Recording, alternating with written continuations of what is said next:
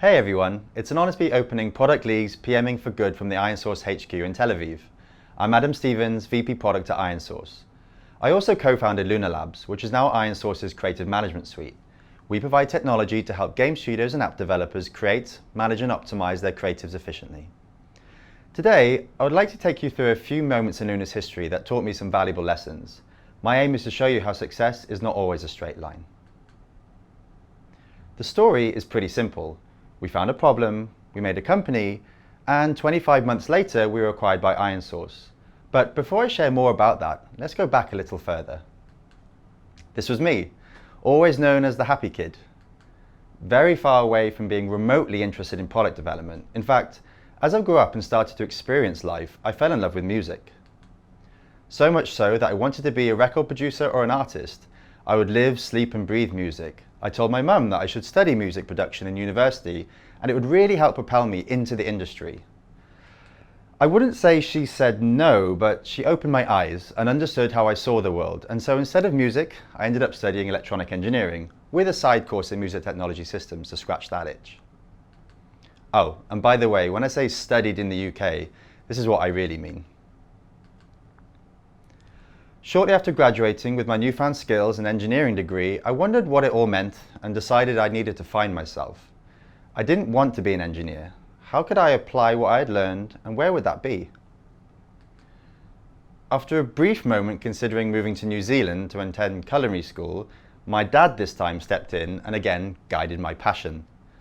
And I ended up in Cornell, doing my Masters in Engineering Management, and really, I think of that experience as the beginning for me. After graduating, I was lucky enough to work for two of the largest tech companies over the next 8 years, following what I would call a very predictable path, albeit a fun one. So I'm an engineer, so I thought to convey the next point, I would show you a formula. I like to work, like a lot. I've always been the type of person to put everything into what I do, once I've decided. I couldn't help shake this feeling that in these big tech companies, the amount of energy I put in was not always correlated to the amount of progress I would make. And then one day, I got a phone call from a very close friend who told me about this idea, which was Luna. Now we can finally start the story. I joined Luna with two other co-founders, Anton, our CTO, and Steve, our CEO, with nothing more than the beginnings of a piece of technology and an idea about how it could be used. So what was and what is Luna? Well, back then it was just a plugin and JavaScript game engine that we developed in-house. What this technology allowed our customers to do is build games in Unity, which currently powers around 70% of the top 1,000 apps in the App Store, and run them in the web in a lightweight and efficient way. It essentially meant that developers wouldn't need to redevelop their games to run them in HTML5. Our primary use case was to target the growing game platform market. Major players like Facebook and WeChat had been investing in HTML5 games, and we anticipated a growing demand for such technology. Many customers we spoke to seemed to understand the problems we were solving and saw the value in the tech. In many ways, we felt that we were on a good path, yet something wasn't quite right. The value proposition around workflow optimization resonated with everyone, but the use case didn't always. And as we had these conversations with customers, we began to hear a question time and time again. Can I use this technology for a playable ad? Quick side note, a playable ad is a short, fun and interactive mini version of a game that users can try out before downloading. They were powered by HTML, growing in popularity and managed by the growth teams that had large budgets for performance. We began to piece together a wider vision. We understood that we'd been focused on a local maximum, and with new information, we could now see the real opportunity ahead of us. The market was real, the problem was difficult, and our technology may just fit. As a new founder, it felt uncomfortable to be already moving so strongly towards a single use case which you hadn't really fully anticipated. At the time, this quote from Mark Andreessen brought me some comfort. In a great market, a market with lots of real potential customers, the market pulls product out of the startup. It's advice I've referenced many times since. I also learned another valuable lesson here. We should have switched lanes faster and stronger. We kept a few threads open as we explored playables, but looking back, it was a waste of our energy and focus. I remember feeling that dropping them could leave us exposed. As a startup, you have to focus and trust the process. You also have to believe that you can change direction just as quickly as information changes. By this time, we had our technology and we'd really just started to understand the market in front of us. Now it was time for the product. A few months later, we found ourselves in GDC, the largest gaming conference of the year held in San Francisco. The night before our meetings, Anton, our CTO, stayed up late to finish a prototype of our first dashboard that we'd ideated just before flying out. He told us he had an idea of how to do it and could get it done by morning. I didn't doubt him for a moment. Our idea was to connect the developer tool to the experience of the people who would be ultimately using the playables. We felt there was something lacking, and the best way we could describe it to potential customers was to show them a prototype. And here it is, the first screen of our platform from 2019. Compelling, isn't it? Over the course of a few days, we must have had a dozen meetings, and we used this demo to share our vision of the future. And really, it resonated.